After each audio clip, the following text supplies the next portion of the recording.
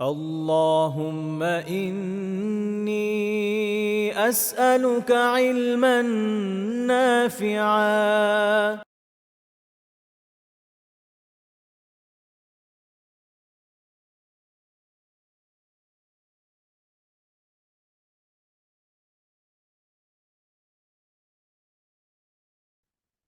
আসসালামু আলাইকুম ওয়া রাহমাতুল্লাহি ওয়া বারাকাতুহু।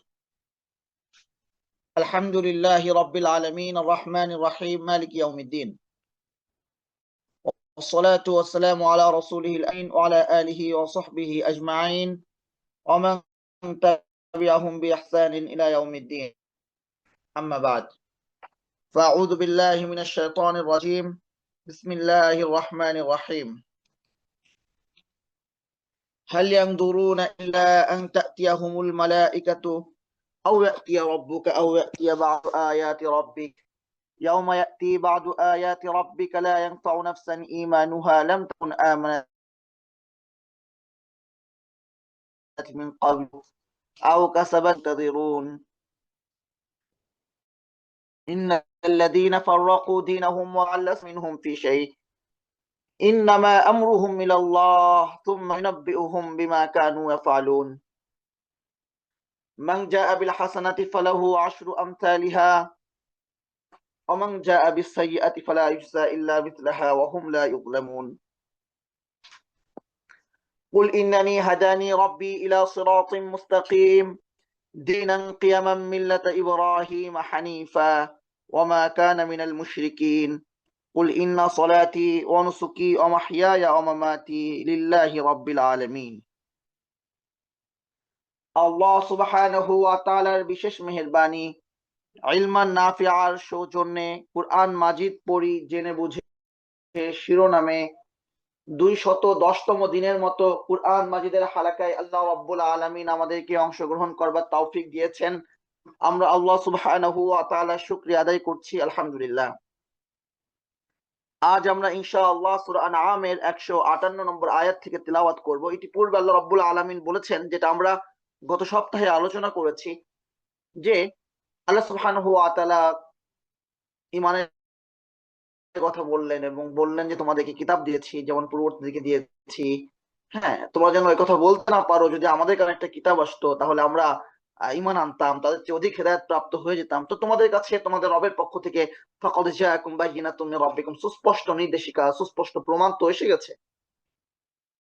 হ্যাঁ, তো এই প্রমাণ পাওয়ার পরে যারা আমার আয়াতসমূহ থেকে, আমার কুরআন থেকে মুখ ফিরিয়ে নিবে তাদেরকে আমি তাদের মুখ ফিরিয়ে নেওয়ার সাজা দিব। তো কোরআন এসেছে মুখ ফিরিয়ে নেওয়ার সাজা কি হবে বলা হয়েছে। এরপরেও বুঝে শুনে যারা আলামিন তাদের ব্যাপারে বলছেন, হাল ইয়ানদুরুনা, তারা কি এই অপেক্ষায় আছে, আন তাতিয়াহুমুল মালায়েকা ইল্লা আন তাতিয়াহুমুল মালায়েকা, সরাসরি ফেরেশতারা তাদের কাছে আসবে, এসে বলবে যেটা ইসলাম, এটা তোমরা মানো। মানে তারা কি চাইছে, মানে এমন একটা অপেক্ষায় তারা আছে যে ফেরেশতারা সরাসরি এসে তাদেরকে দাওয়াত দিবে, মানুষে হবে না। আও ইয়াতিয়া রাব্বুকা, কিংবা তোমার রব নিজে আসবেন। আও ইয়াতিয়া বাদু আয়াতি রাব্বিক, কিংবা তোমার রবের কোন সুস্পষ্ট নিদর্শন আসবে। এসে তারপর তাদেরকে মানে একদম চোখে আঙ্গুল দিয়ে বুঝাবে ইসলাম সত্য, ফেরেশতা সরাসরি আসবে, মানে মানুষে হবে না। তো আল্লাহ রাব্বুল আলামিন মানুষ পাঠিয়েছেন। আল্লাহ রাব্বুল আলামিন মানুষ যে আল্লাহ সুবহানাহু ওয়া তাআলার পক্ষ থেকে প্রেরিত রাসূল মুহাম্মদ সাল্লাল্লাহু আলাইহি ওয়াসাল্লাম সুস্পষ্ট নির্দেশিকা দিয়েছেন কোরআন সহ। যদি কেউ মানতে চায় তার জন্য এনাফ নিদর্শন আছে, কিন্তু এরও বাইরে তারা কি ফেরেশতা না চায় যে ফেরেশতা সরাসরি আসুক, এটা তো হঠকারিতা হবে। যতটুকু প্রয়োজন ওরা ততটুকু দিয়েছেন, এগুলো হঠকারিতা। মূল উদ্দেশ্য হচ্ছে না মানা। অনেক সময় আমরা টাল বাহানা করি, এমন শর্ত জুড়ে দেই যেটা আসলে বুঝাই যায় যে কেউ বুঝবে আসলে সে চাচ্ছে তার স্বার্থ হাসিল করতে সামনে একটা ইস্যু সে দাঁড় করাইছে, কাহিনী করছে। তো ব্যাপারটা এরকম। তো ইয়াউমা ইয়াতি বাদু আয়াতি রাব্বিক, তো তারা যে অপেক্ষা আছে তোমার রবের পক্ষ থেকে কোনো নিদর্শন আসুক। তো যেদিন তোমার রবের কোনো নিদর্শন এসে যাবে, যে নিদর্শন একদম চোখে আঙুল দিয়ে দেখিয়ে দেবে যে ইসলাম সত্য, ওই দিন আর ইসলাম গ্রহণের কোনো ফায়দা থাকবে না।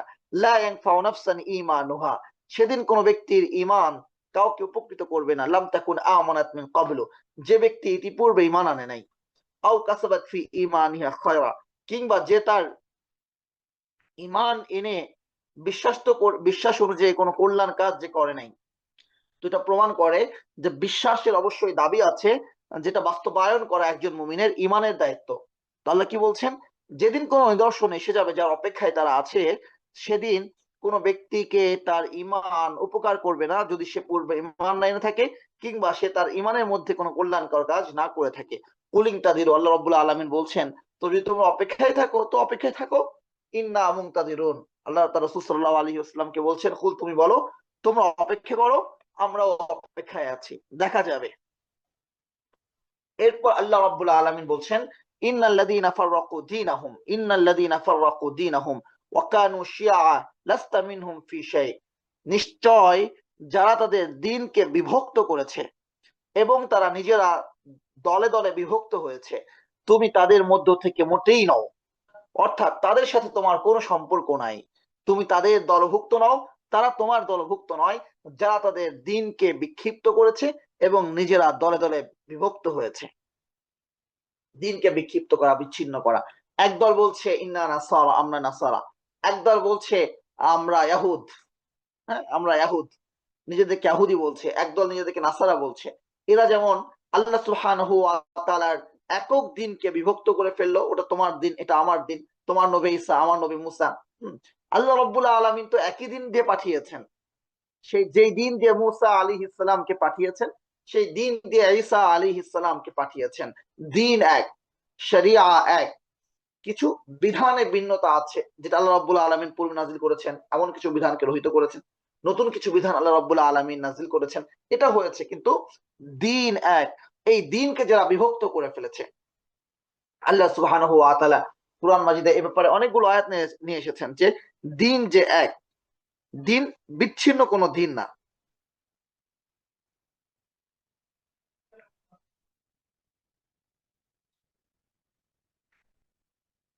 আল্লাহ রাব্বুল আলামিন বলেন যে মিল্লাত আবিকুম ইব্রাহিম হুয়া সাম্মাকুম মুসলিমিন, তোমাদের পিতা ইব্রাহিমের মিল্লাত, তিনি তোমাদেরকে মুসলিম নামে নামকরণ করেছেন। তো এই মুসলিম নামটা ইহুদিদের জন্য প্রযোজ্য, এই মুসলিম নামটা নাসরাদের জন্য প্রযোজ্য। ইয়াহুদি বা ইহুদের সন্তান, হ্যাঁ, আল্লাহ ইয়াহুদের সন্তান হিসাবে কোন দিনকে প্রবর্তন করেন নাই। আল্লাহ রাব্বুল আলামিন কি বলছেন, শারা আলাইকুম মিনাদ-দ্বীন, তিনি তোমাদের জন্য সেই দ্বীনকে প্রণয়ন করেছেন, মা ওয়াসা বিহি নূহা, যে দ্বীনের নির্দেশিকা তিনি দিয়েছিলেন নূহকে, ওয়াল্লাযী আওহাইনা, এবং যার ওহী আমি নাজিল করেছি তোমাকে, ওমা ওয়াসাইনা বিহি ইব্রাহিম ওয়া মূসা ওয়া ঈসা আন আকিমুদ-দ্বীন ওয়া লা তাতাফাররাকু ফি, এবং যেই দ্বীনের ওসিয়ত আমি করেছি ইব্রাহিমকে, মূসাকে, ঈসাকে, যে তোমরা দ্বীনকে প্রতিষ্ঠা করো, তাতে মানে একদম সোজা রাখো, সেখানে কোনো বিচ্ছিন্নতা তোমরা নিয়ে এসো না, বা তোমরা নিজেরা বিচ্ছিন্ন হইও না। তো তাহলে আল্লাহ রাব্বুল আলামিন কি বলছেন, তোমাদের জন্য দিন প্রণয়ন করেছি, যে দিনকে আমি প্রণয়ন করেছি নূহের জন্য। ইব্রাহিম আলাইহিস সালাম তো নামকরণ করলেন মুসা মানে মুসলিম। তো এই নামকরণ করার আগে তাহলে কি দিন ভিন্ন ছিল না? এই নামটা ছিল না, কিন্তু শরিয়া সেটাই ছিল। আল্লাহ কি বলছেন, শরা, তিনি তোমাদের জন্য শরীয়ত নির্বাচন করেছেন বা তোমাদের জন্য প্রণয়ন করেছেন, মা ওয়াসা বিহি নূহান, যার ওসিয়ত তিনি করেছেন নূহকে। সর্বপ্রথম রাসূল হচ্ছেন নূহ আলাইহিস সালাম, সর্বপ্রথম নবী হচ্ছেন আদম আলাইহিস সালাম, সর্বপ্রথম রাসূল হচ্ছেন নূহ আলাইহিস সালাম। সেই নূহ আলাইহিস সালামকে আল্লাহ সুবহানাহু ওয়া তাআলা যে বিধান দিয়েছেন, ওয়াল্লাযী আওহাইনা ইলাইকা, সেই বিধানে আমি তোমাকে দিয়েছি, সেই বিধানে আমি ইব্রাহিমকে দিয়েছি, ও মূসা মূসাকে দিয়েছি, ও ঈসা ঈসাকে দিয়েছি, আন আকিমুদ্দিন। তাহলে দিন এক, সবাই আল্লাহ সুবহানাহু ওয়া তাআলার পক্ষ থেকে প্রেরিত রাসূল। তাহলে সেই দিন, একক দিন নিয়ে যখন রাসূল সাল্লাল্লাহু আলাইহি ওয়াসাল্লাম এলেন, রাসূল সাল্লাল্লাহু আলাইহি ওয়াসাল্লাম এলেন, আসার পরে, হ্যাঁ, কেউ বলছে যে আমরা শিয়া, কেউ বলছে তোরা সুন্নি, কেউ বলছে যে সে রাফেজি, কেউ বলছে যে সে কাফের, কেউ বলছে যে তুই কাফের, কেউ বলছে তুই বেদাতি। হ্যাঁ, এভাবে নানাভাবে মানুষ কি হয়ে যাচ্ছে, দলে দলে যখন বিভক্ত হয়ে যাচ্ছে এবং একমাত্র সে নিজেই সত্যের ঠিকাদারি নিয়ে নিচ্ছে, তখন এরাও সেই দলের অন্তর্ভুক্ত হয়ে যাবে, যে দলের অন্তর্ভুক্ত ইহুদি এবং নাসরারা হয়েছে, যাদের সম্পর্কে বলা হচ্ছে ইন্নাল্লাযীনা ফাররাকু দীনাহুম, যা তাদের দ্বীনকে বিচ্ছিন্ন করেছে। এজন্য মুফাসসিরিন কেরাম বলছেন যে যারা তাদের দ্বীনকে বিচ্ছিন্ন করেছেন, যদি উম্মতে মুহাম্মাদের মধ্যে এই আয়াতকে আমরা প্রয়োগ করতে চাই, দ্বীনকে বিচ্ছিন্ন করেছে কারা? কেউ বলছেন দ্বীনকে বিচ্ছিন্ন করেছে খারেজিরা, যা কথায় কথায় যাকে তাই কাফের বলে দেয়, তুই কাফের, তুই আমার দলের না, তুই মুসলিমের অন্তর্ভুক্ত না। কেউ বলছেন যে দ্বীনকে যারা বিচ্ছিন্ন করেছে এরা হচ্ছে বিদআতি। দিনকে বিচ্ছিন্ন করেছে কেন? কারণ আল্লাহ সুবহানাহু ওয়া তাআলা একক দিনকে মুহাম্মদ সাল্লাল্লাহু আলাইহি ওয়াসাল্লামকে পাঠিয়েছেন, যেখানে ইবাদতের কিছু বৈচিত্র্য আছে কিন্তু কোনো বিদআত নাই, কোনো বিদআত নাই। আল্লাহ রাব্বুল আলামিনকে আহসানুল খালিকিন, সবচেয়ে সুন্দর, সবচেয়ে শ্রেষ্ঠ, সবচেয়ে সেরা রব, সেরা স্রষ্টা আল্লাহ রাব্বুল আলামিন, তিনি দিন দিয়ে পাঠিয়েছেন কাকে? জিবরিল আমিনকে, সেরা ফেরেশতা, সাইয়্যিদুল কি বলে মালাইকা, ফেরেশতাগণের সর্দার। কার কাছে পাঠিয়েছেন? রাসূল সাল্লাল্লাহু আলাইহি ওয়াসাল্লামের কাছে, যিনি সাইয়্যিদুল মুরসালিন, সবচেয়ে সুস্পষ্টভাষী, সবচেয়ে বিশুদ্ধভাষী, সবচেয়ে নির্ভীক সত্যবাদী, সবচেয়ে বড় আমানতদার, রাসূলগণের সর্দার, তার কাছে পাঠিয়েছেন। তিনি সেই দিনকে সাহাবা কেরামকে শিখিয়েছেন। সাহাবা কেরাম কারা ছিল? রাসূল সাল্লাল্লাহু আলাইহি ওয়াসাল্লাম বলছেন, আসহাবিকান নুজুম, আমার সাহাবারা হচ্ছে আকাশের তারকার মতো। আরেকটা হাদিসে রাসূল সাল্লাল্লাহু আলাইহি ওয়াসাল্লাম বলছেন, সমস্ত মানুষের অন্তর থেকে আল্লাহ রাব্বুল আলামিন, হ্যাঁ, আমার ফেরেশতাগণের অন্তরকে নির্বাচিত করেছেন, এমন আরেকটা হাদিস। তো সাহাবা কেরাম নির্বাচিত রাসূল সাল্লাল্লাহু আলাইহি ওয়াসাল্লামের সঙ্গী হিসাবে।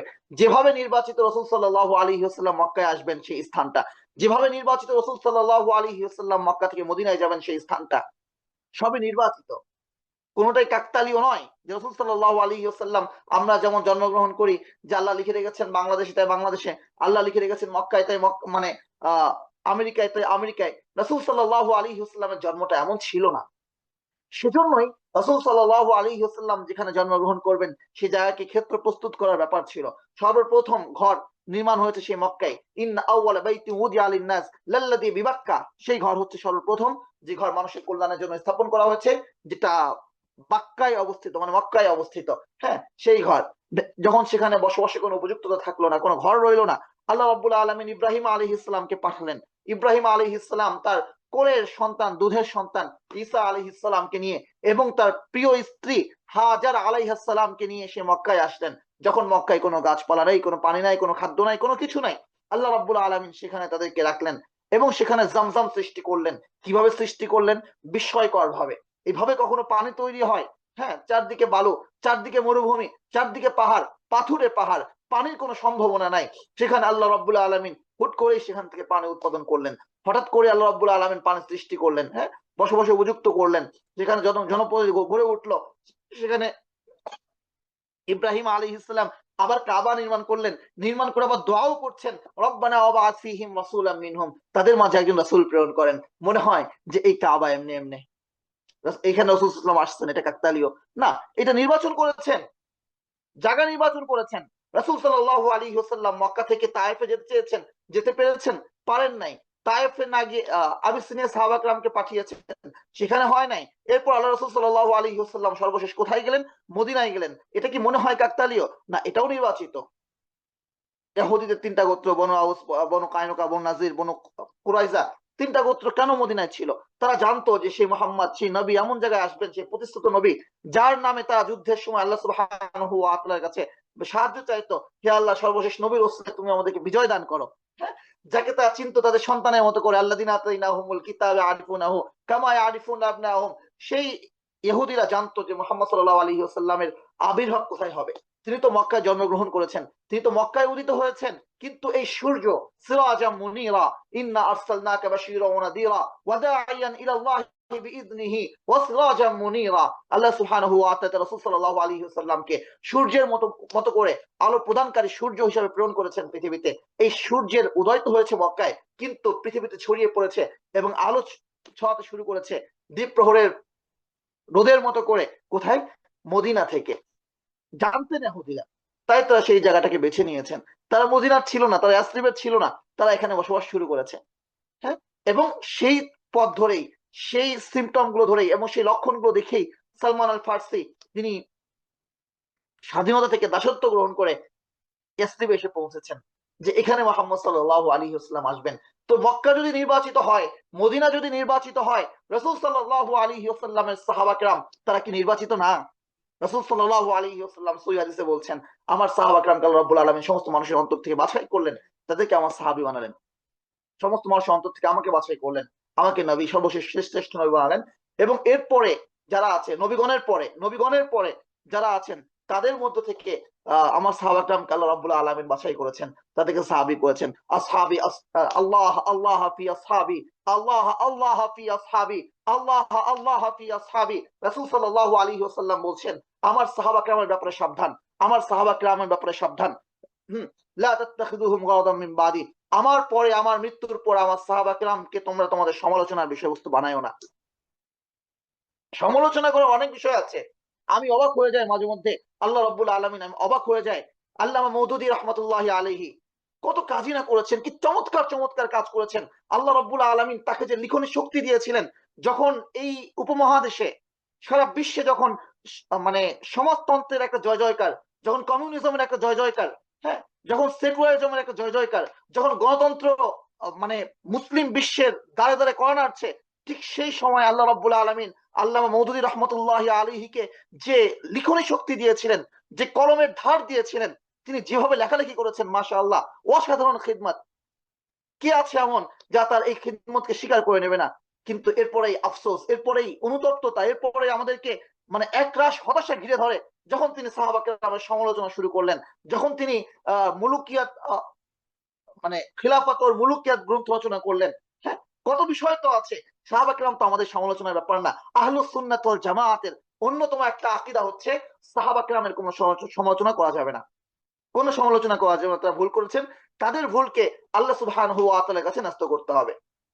এটা আমাদের ব্যাপার না। আল্লাহ যেটা ফয়সালা করবেন আল্লাহ ভালো জানেন। হ্যাঁ, সাহাবা কেরামকে নিয়ে সমালোচনা করার মতো, তাদের তাদের সেই সমালোচিত বিষয় নিয়েই, তাদের সমস্ত ভুল ত্রুটি নিয়েই পরবর্তীতে ইমাম মালিক বলেন, ইমাম আবু হানিফা বলেন, ইমাম শাফিঈ বলেন, ইমাম আহমদ বলেন, সাঈদ বিন মুসাইয়িব বলেন, হ্যাঁ, সুফিয়ান সাউরি বলেন, সুফিয়ান ইবনে উয়াইনা বলেন, হাসান আল বসরি বলেন, সবাইকে যদি একসাথে করেন, আব্দুল্লাহ বিন মুবারককে যদি আনেন, সালাহুদ্দিন আইয়ুবীকে যদি নিয়ে আসেন, যদি মাহমুদ গজনবীকে নিয়ে আসেন, সবাইকে যদি আপনি এক দাঁড়ি পাল্লা একত্রিত করেন, যে সাহাবা কেরামকে আপনি সমালোচনা করছেন এবং মনে করছেন এটা সমালোচনার বিষয়বস্তু, সেটাকে যদি এক দাঁড়ি পাল্লায় নিয়ে আসেন, নিঃসন্দেহে সাহাবা কেরামের দাঁড়ি পাল্লা ভারী হয়ে যাবে আমলের দাঁড়ি পাল্লায়। একটা আঙুলের ভার সহ্য করার ক্ষমতা নাই রাসূল সাল্লাল্লাহু আলাইহি ওয়াসাল্লামের একটা সুহবত, এক মিনিটের সুহবত বহন করার ক্ষমতা নাই। ওমর বিন খাত্তাব রাদিয়াল্লাহু তাআলা আনহু, যিনি গোটা জাহানকে, অর্ধ জাহানকে ইনসাফ দিয়ে ভরে দিয়েছিলেন, যিনি ইনসাফ প্রতিষ্ঠা করেছিলেন, রাসূল সাল্লাল্লাহু আলাইহি ওয়াসাল্লামের সাথে আবু বকরের সাথে যিনি শায়িত, সেই ওমর বিন খাত্তাব রাদিয়াল্লাহু তাআলা আনহু বলছেন, আমার সমস্ত আমলকে যদি আবু বকরকে দিয়ে দেওয়া হয়, আর যদি আবু বকর রাসূল সাল্লাল্লাহু আলাইহি ওয়াসাল্লামের সাথে গারে সাউরে যে 1 মিনিট যে সময়টুকু অবস্থান করেছিল, সেটা যদি আমাকে দিয়ে দেওয়া হয়, আমি এটাকে প্রিফার করব। এটা হচ্ছে সুহবত, এটা সুহবত, যে সুহবত দিয়ে আবু বকরকে কেউ কখনো ছাড়িয়ে যেতে পারে নাই। আর আমি কোন পণ্ডিত, আমরা সমালোচনা শুরু করেছি? এটা আহলুস সুন্নাত ওয়াল জামাআতের পরিপূর্ণ আকীদা পরিপন্থী সাহাবা কেরামের কোনো সমালোচনা করা যাবে না। এটা আমাদের দৃঢ় আকীদার একটা অন্যতম একটা বিষয়, যে সাহাবা কেরাম আমাদের সমালোচনা বিষয়বস্তু হতে পারে না। আফসোস লাগে আজকে আমাদের ইসলামিক হিস্ট্রির ডিপার্টমেন্টের, ইউনিভার্সিটির যে ডিপার্টমেন্ট গুলো আছে, সেখানে ইসলামিক হিস্ট্রির নামে সাহাবা কেরামের যে সমালোচনাগুলো শেখানো হয়, আলিয়া মাদ্রাসায় দাখিলের বইয়ে, আলিমের বইয়ে ইসলামের ইতিহাসের নামে সাহাবা কেরামের যে সমালোচনা শেখা হয়, এবং আলিয়া মাদ্রাসাগুলো থেকে সহি বিশুদ্ধ রাওয়ায়াতে ইবনে কাসির থেকে বা এরকম আমাদের সালাফগণ যে সাহাবা কেরামের জীবনে লিখেছেন, সেই বিশুদ্ধ সোর্স থেকে না পড়ে, আলিয়া মাদ্রাসা থেকে ইসলামের ইতিহাস পড়ে এমন একদল অপদার্থ, এমন একদল বেয়াদব মানে কিছু স্কলার তৈরি হয়েছে, যা সাহাবা কেরামের যে সম্মান, এটা তারা উপলব্ধি করতে পর্যন্ত জানে না, উপলব্ধি করতে পর্যন্ত জানে না। আল্লাহর রহমতে এই বাষ্প থেকে 2 শ্রেণী আল্লাহ সুবহানাহু ওয়া তাআলা বাঁচিয়ে এনেছেন। এক শ্রেণী হচ্ছে যারা কওমি মাদ্রাসায় পড়াশোনা করছে, দুনিয়ার যোগ্যতায় অনেক কিছু থেকে তারা পিছিয়ে, কিন্তু সাহাবা কেরামের সমালোচনা এখানে শেখানো হয় না। দ্বিতীয় হচ্ছে আরব বিশ্বে ইখতিলাফ থাকতে পারে, মাযহাবগত ইখতিলাফ থাকতে পারে, মদিনা ইউনিভার্সিটি সহ বিভিন্ন মদিনা ইউনিভার্সিটি, উম্মুল কুরা ইউনিভার্সিটি সহ যেসব জায়গায় আহলুস সুন্নাহ ওয়াল জামাআতের সঠিক আকীদার চর্চা করা হয়, সেখানে তাদেরকে ব্যাপারটা শিক্ষা দেওয়া হয় যে সাহাবা কেরামের সমালোচনা করা যাবে না। এছাড়া যারা সেকুলার শিক্ষা ব্যবস্থায়, আমাদের দেশীয় শিক্ষা ব্যবস্থায় পড়াশোনা করছেন, তাদের কাছে এই ব্যাপারটা পুরো কনসেপ্টটাই অস্পষ্ট। তো যাই হোক, আমরা যে কথা থেকে এতদূর কথায় আমরা আসলাম, যে আল্লাহ সুবহানাহু ওয়া তাআলা সেরা, যে আল্লাহ রাব্বুল আলামিন শ্রেষ্ঠ ফেরেশতাকে পাঠালেন, শ্রেষ্ঠ মানুষের কাছে পাঠালেন, শ্রেষ্ঠ কোরআন দিলেন, তিনি শ্রেষ্ঠ মানুষের কাছে বর্ণনা করলেন এবং কমপ্লিট যে দিন আল্লাহ রাব্বুল আলামিন রেখে দিলেন যে আল-ইয়াউমা আকমালতু লাকুম দীনাকুম, দিনকে পূর্ণ করে দিলাম, সে আমার কাছে মনে হচ্ছে এই দিনটা পূর্ণ না। এখন ক্ষমতায় যাওয়ার জন্য আমাকে এই পন্থা অবলম্বন করতে হবে। আমার কাছে মনে হচ্ছে এই দিনটা পূর্ণ না। রাসূল সাল্লাল্লাহু আলাইহি ওয়াসাল্লামের উপর দুরূদ ও সালাম কিভাবে পাঠ করতে হবে সেটা আমার কাছে পূর্ণ মনে হচ্ছে না। আমার কাছে মনে হচ্ছে ভালোই হয় যদি একটু দাঁড়ায় কিয়াম করে রাসূল সাল্লাল্লাহু আলাইহি ওয়াসাল্লামকে সম্মান জানায় দুরূদ সালাম পাঠ করি। হ্যাঁ, রাসূল সাল্লাল্লাহু আলাইহি ওয়াসাল্লাম নামাজের পরে যেভাবে দোয়া করেছেন, হ্যাঁ আল্লাহুম্মা আনতাস সালাম ওয়া মিনকাস সালাম, আমার কাছে মনে হচ্ছে না এটা কমপ্লিট। আমার কাছে মনে হচ্ছে যে ভালোই হয় যদি সবাই হাত তুলে দোয়া করি। আরে ভাই, হাত তুলে দোয়া তো রাসূল সাল্লাল্লাহু আলাইহি ওয়াসাল্লাম শিখিয়েছেন। এই হাত তুলে দোয়া কি রাসূল সাল্লাল্লাহু আলাইহি ওয়াসাল্লাম ছাড়া ভিন্ন কোন জায়গা থেকে আসছে? না, রাসূল সাল্লাল্লাহু আলাইহি ওয়াসাল্লাম শিখিয়েছেন হাত তুলে দোয়া করো, এমন ভাবে দোয়া করো যেন তুমি ভিখারি, তুমি তোমার গরিবের কাছে হাত তুলেছো। তাহলে তো আল্লাহ রাসূল সাল্লাল্লাহু আলাইহি ওয়াসাল্লামের কাছ থেকে হাত তোলা শিখিয়েছি। সে আল্লাহ রাসূল কি নামাজের পরে এইভাবে সম্মিলিতভাবে হাত তুলে দোয়া করেছেন? তো ব্যাপারটা হচ্ছে যে আমি মনে করছি যে পূর্ণতা না, এটা কমপ্লিট না। হ্যাঁ, নিষিদ্ধ করেন নাই, এখন আপনার মন চাইছে আপনি হাত তুলে দোয়া করেন, কোনো সমস্যা নাই, কিন্তু সবাইকে নিয়ে আপনার এই কাজটা কেন করতে হবে? সবাইকে নিয়ে করা আর একা একা করা দুইটাই কি এক হইছে? প্রতিষ্ঠানে এখন নিয়ম হচ্ছে এখন সবাইকে অফিসে টেবিলে বসে থাকতে হবে। এখন ওয়ার্ক মানে অফিস টাইম, আপনাকে ওয়ার্ক করতে হবে। আপনার ঘুম আসছে, আপনার ঢুলঢুল ভাব চোখে, আপনি উঠে গিয়ে একটু মুখটা ধুলেন, একটু একটা কফি বানায় খাইলেন, হ্যাঁ এটাতে সমস্যা নাই। কিন্তু এখন আপনি যদি বলেন যে চলো সবাই একসাথে গিয়ে কফি খাই, অফিস টাইম বাদ দিয়ে সবাই একসাথে কফি খাইতে নিয়ে গেছেন, এরপর দিন তো আপনার চাকরি থাকবে না। কেন? আপনি প্রতিষ্ঠানে একটা পলিসি, সেখান থেকে মানুষকে বিচ্ছিন্ন করছেন।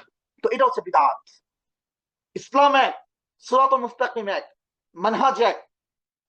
এখানে এসে আপনি বলছেন এটা করতে হবে, যখনই বলবেন এটা করতে হবে আরেকদল বলবেন এটা করা যাবে না। তাহলে আপনি কি করলেন? বিভক্তি তৈরি করলেন। ইন্নাল্লাযীনা ফাররাকু দীনাহুম, যারা তাদের দিনকে বিচ্ছিন্ন করেছে। সাহাবা কিরাম যে দিন পৌঁছে দিয়েছে, এরপর আপনার কাছে কেন মনে হচ্ছে এই দিনের মধ্যে কোনো সন্দেহ আছে? ওয়াকানু শিয়া লাস্তা মিনহুম ফি শাই, এদের সাথে রাসূল সাল্লাল্লাহু আলাইহি ওয়াসাল্লামের কোনো সম্পর্ক নাই, কোনো সম্পর্ক নাই। আজকে আমরা বিভক্ত করে ফেলেছি, কখনো দিনের বিধানের নামে, কখনো আমরা বিভক্ত হয়েছি মাসলাকের নামে। হ্যাঁ, অমুক জামাত ইসলাম তার লোককে যেহেতু গ্রেফতার করেছে তো আমি বগল দাঁড়াবো, এটা স্বাভাবিক, আমার না, আমার কোনো সমস্যা নাই। আরেকজনকে কেউ মানহাজি ট্যাগ দিয়ে দিল, হ্যাঁ আতর রহমান বিক্রমপুরী, হ্যাঁ ইসলাম কায়েম করে ফেলবে এরা দেশে, জামাত ইসলাম দেশে ইসলাম কায়েম করে ফেলবে। অথচ আতর রহমান বিক্রমপুরীকে, নির্দোষ একটা মানুষকে শেখ হাসিনা দিনের পর দিন গুম রেখেছে, এখন তাকে নতুন করে গ্রেফতার করা হয়েছে। কেন গ্রেফতার করা হয়েছে? কোনো কারণও পর্যন্ত উল্লেখ নাই, নতুন কোনো মামলা নাই, তাই গ্রেফতার করা হয়েছে। এদের কোনো স্টেটমেন্ট নাই। কেন নাই? কারণ সে জামাত ইসলাম করে না। ইন্নাল্লাযীনা ফাররাকু দীনাহুম, যারা তাদের দিনকে বিচ্ছিন্ন করে ফেলেছে।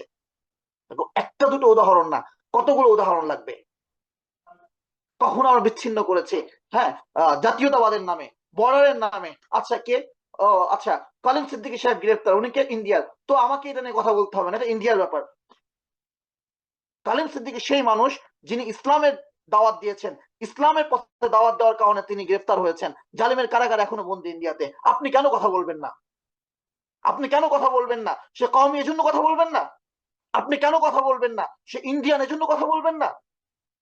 আপনি কেন কথা বলবেন না? কারণ সে আপনার দলের না, এর জন্য কথা বলবেন না?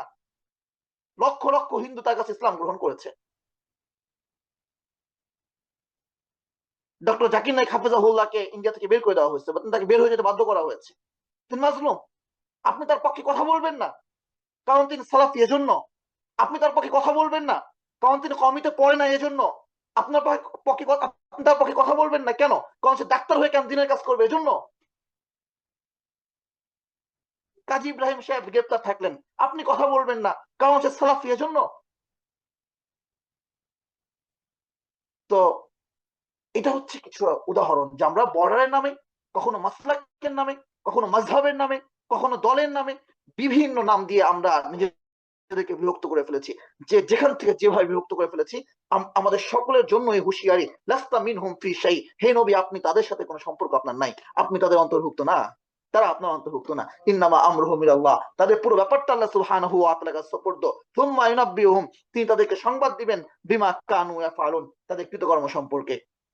মূল ব্যাপার হচ্ছে মান জাআ বিল হাসানাতি, আল্লাহর জন্য পুণ্যের কাজ যে করবে ফালাহু আশরু আমসালিহা, সে 10 গুণ পাবে। আরেক জায়গায় বলছেন ফালাহু খায়রুম মিনহা, সে তার চেয়ে উত্তমটা পাবে। ওমান জাআ বিসাইয়্যিআ, ওমান জাআ বিসাইয়্যিআ, যে কোনো খারাপ কাজ করবে ফালা ইউসা ইল্লা মিসলাহা, তাকে শুধু অতটুকু শাস্তি দেওয়া হবে। ওয়াহুম লা ইজলামুন, জুলুম করা হবে না। সুবহানাল্লাহ, আমার রব, আমাদের রব কতটুকু ইনসাফ করনে ওয়ালা।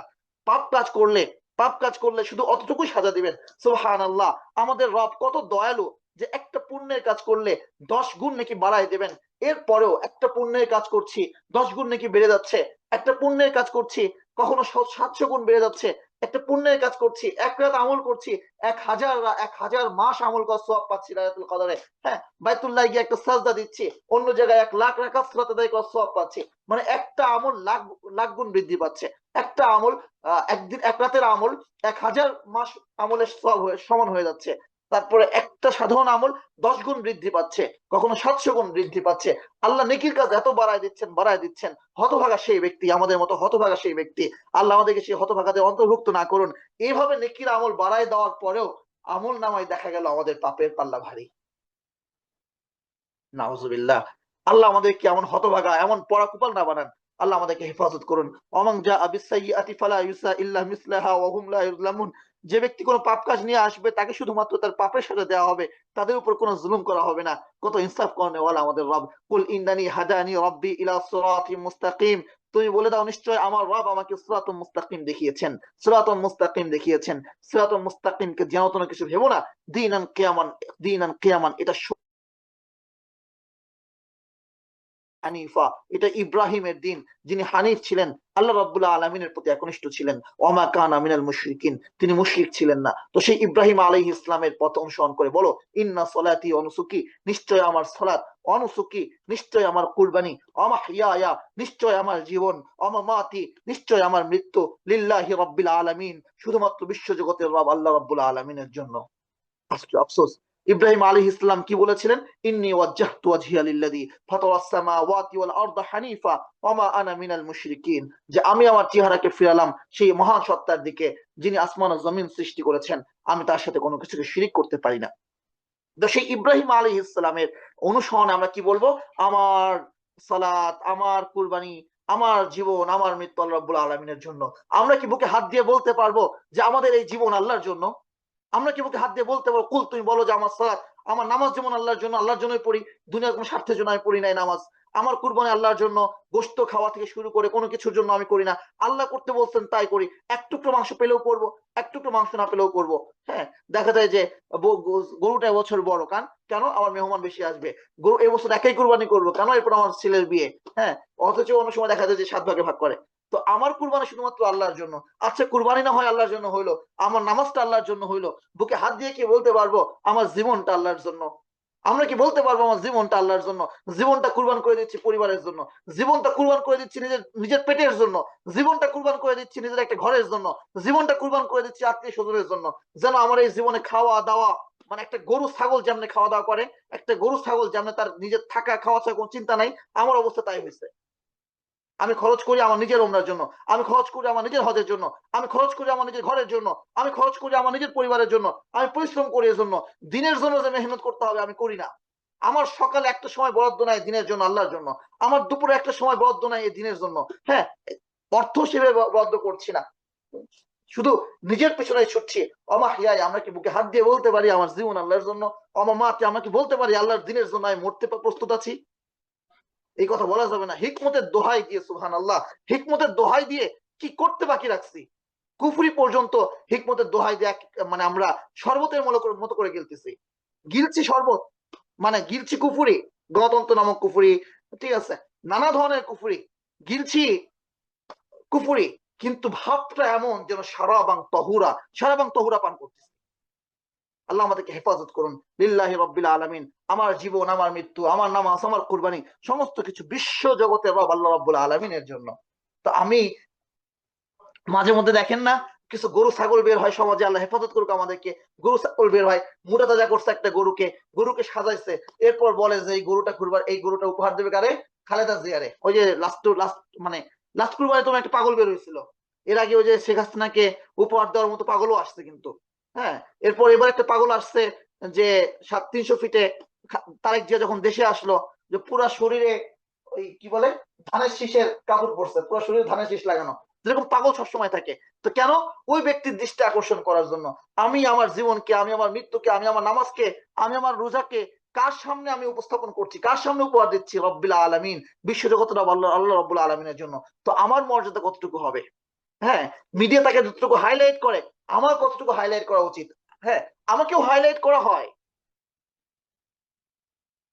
মানে শেখ হাসিনার জন্য একটা কুরবানি করতে চাইছে, সেই গরুটাকে যদি মানে একটা গরু উপহার দিতে চাচ্ছে, এটা যদি হাইলাইট হইতে পারে, কে দিল সেটা যদি হাইলাইট হইতে পারে, সেই গরুর নাম কি সেটা হাইলাইট হইতে পারে, আপনি বিশ্বজগতের আল্লাহ রাব্বুল আলামিনের সামনে একটা কিছু প্রেজেন্ট করছেন, আপনি হাইলাইট হবেন না?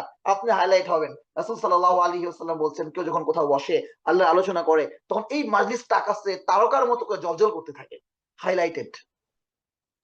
আল্লাহ রাব্বুল আলামিন বলছেন, উযকুরুনি আযকুরকুম, আমার আলোচনা করো, আমি তোমার আলোচনা করব। কোরআনের আয়াত হাইলাইটেড, আল্লাহ আপনাকে নিয়ে আলোচনা করছেন। আল্লাহ রাব্বুল আলামিন হাদিসে কুদসিতে বলছেন, কেউ যখন আমাকে একাকী আলোচনা করে, আমি তাকে একাকী আলোচনা আমার স্মরণ করি। কেউ যখন আমাকে কোন মাজলিসে আমার আলোচনা করে, আমি তার চেয়ে সেরা মাজলিস, ফেরেশতাদের মাজলিসে তাকে নিয়ে আলোচনা করি, হাইলাইটেড। তো আল্লাহ রাব্বুল আলামিনের জন্য লা শারীকা লা, তিনি কোনো শরীক নাই। ওয়াবিযালিকা উমিরতু, আর এই ব্যাপারেই আমাকে আদেশ করা হয়েছে। ওয়া আনা আউয়ালুল মুসলিমিন, আমি মুসলিমদের প্রথম। আর কেউ যদি না চলো, একলা চলো রে, আনা আউয়ালুল মুসলিমিন, আমি এক নম্বরে আছি। কুল আগাইরাল্লাহি ইয়াবগি, আমি কি আল্লাহকে ছাড়া ভিন্ন কাউকে রব হিসেবে অনুসন্ধান করব? এত বোকামি করব? ওয়াহুয়া রব্বু কুল্লি শাই, অথচ তিনি সমস্ত কিছুর রব। তিনি সমস্ত কিছুর রব হওয়া সত্ত্বেও তাকে বাদ দিয়ে, হ্যাঁ, এমন একজন ভোটে দাঁড়িয়েছে যার সমকক্ষ আর কেউ নাই, তখন কি আপনি তাকে বাদ দিয়ে অন্য কাউকে এমপি চাইবেন? সাধারণ সিম্পল ব্যাপারগুলো আমরা বুঝি। তো আল্লাহ রাব্বুল আলামিন যিনি সমস্ত কিছুর রব, তাকে বাদ দিয়ে অন্য কোন রবকে আমি কি করে খুঁজি? লা তাকসিবু কুল্লু নাফসিন ইল্লা আলাইহা, প্রত্যেক মানুষ আহ যা কিছু করে এর ফলাফল তারই উপর বর্তাবে। লা তাযিরু ওয়াজিরাতুম উযরা উখরা, কেউ কারো বোঝা বহন করবে না। থুম্মা ইলা রাব্বিকুম মারজিউকুম, তো যা যা ইচ্ছা করো, তোমরা তোমাদের রবের কাছে ফিরে যাবে। ফায়ুনাব্বিউকুম বিমা কুনতুম ফিহি তাখতালিফুন, তিনি তোমাদেরকে সে সম্পর্কে খবর দিবেন যে যে ব্যাপারে তোমরা মতবিরোধ করতে। তো আজকে এতটুকু ইনশাআল্লাহ। আল্লাহ রাব্বুল আলামিন আমাকে বিশেষ করে আমল করবার তৌফিক দান করুন এবং আমাদের সকলকে আমল করবার তৌফিক দান করুন।